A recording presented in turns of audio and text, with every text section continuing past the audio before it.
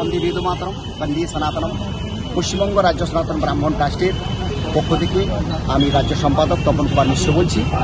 আজকে মাননীয় মুখ্যমন্ত্রী নবান্নে যে বৈঠক করলেন, সেই বৈঠকে আমাদের জগন্নাথ ধাম তথা দীঘার যে জগন্নাথ মন্দিরের যে রথযাত্রা, সেই রথযাত্রা সম্পর্কে বিশেষ আলোচনা হয়েছিল।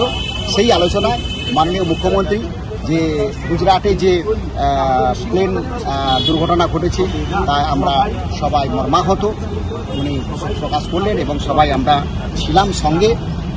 তারপরে মাননীয় মুখ্যমন্ত্রীর মস্তিষ্ক প্রসূত যে সুন্দর একটি পরিকল্পনা উনি করেছেন, যে সমস্ত দর্শনার্থী প্রায় 2 লক্ষের মতো দর্শনার্থী যাবেন।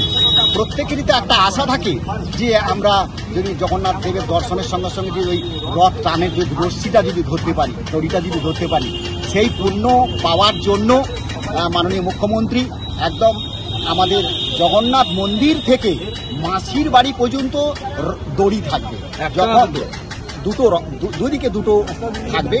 এবার রথ টানার সঙ্গে সঙ্গে ওই মাসির বাড়ি পর্যন্ত যত দর্শনার্থী থাকবে প্রত্যেকেই ওই দড়িতে টাচ করতে পারবে, নিশ্চয় টানতে পারবে। টানা তো হাতে সুন্দরভাবে দর্শন করতে পারে এবং সুন্দরভাবে যাতায়াত করতে পারে, সমস্ত ব্যবস্থা সরকার থেকে করা হচ্ছে। এবং আমাদের বিভিন্ন যে ট্রাস্টগুলো রয়েছে, রামকৃষ্ণ মিশন, ভারত সেবাশ্রম, আমাদের পশ্চিমবঙ্গ রাজ্য সনাতন ব্রাহ্মণ ট্রাস্ট, আমরা প্রত্যেকেই মাননীয় মুখ্যমন্ত্রীর পাশে থেকে ওই সুন্দরভাবে যাতে প্রথম যে দীঘা জগন্নাথ ধাম মন্দিরের যে প্রথম যে রথযাত্রা, সেটা সুন্দরভাবে যাতে হয় সেই ব্যবস্থা করা হয়।